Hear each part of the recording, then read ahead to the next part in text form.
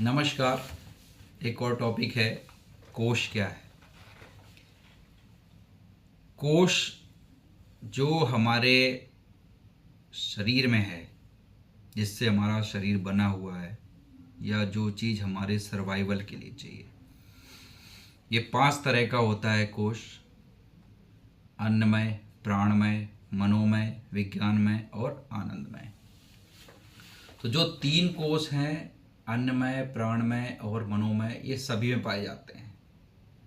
जितनी भी चेतन अवस्था की वस्तु है संसार में, सृष्टि में, जैसे पशु पक्षी है ना, कोई भी पेड़ पौधे, ये तीनों चीज़ सभी में होती है। मनुष्य को 2 अलग से और कोष दिए हुए हैं परमात्मा ने।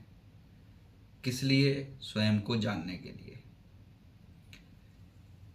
पहले कोष की बात करते हैं, अन्नमय कोष। अन्नमय कोष वो कोष है जिससे हमारा शरीर निर्मित होता है, यानी जो हम खाते हैं, है ना, वो सर्वाइवल के लिए बहुत ज़रूरी है। उसके बाद है प्राणमय कोष।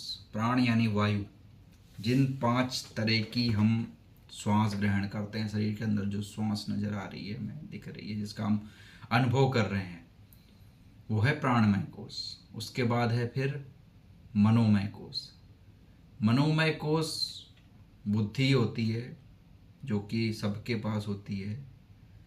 जानवर भी कहीं पे खड्डा होगा अगर, तो वो साइड से निकल जाएगा, उसमें से होकर के नहीं जाएगा, क्योंकि उसको भी समझ में आ रहा है कि मैं खड्डे में गिर जाऊंगा, चोट लग सकती है।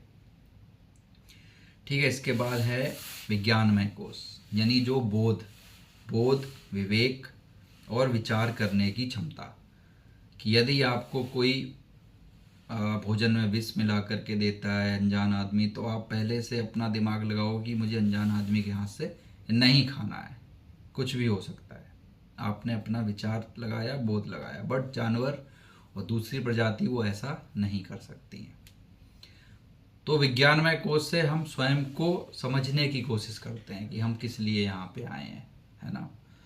उसके बाद होता है आनंदमय कोष। आनंदमय कोष वो शुद्ध चेतना और आनंद की अवस्था है जो कि संसार से परे है, जिसमें कि हमेशा नहीं रहा जा सकता। या तो आनंदमय कोष के पार चले जाते हैं लोग, जिसको हम समाधि की अवस्था कहते हैं, या फिर उससे वापस लौट आते हैं मनोमय या विज्ञानमय कोष में।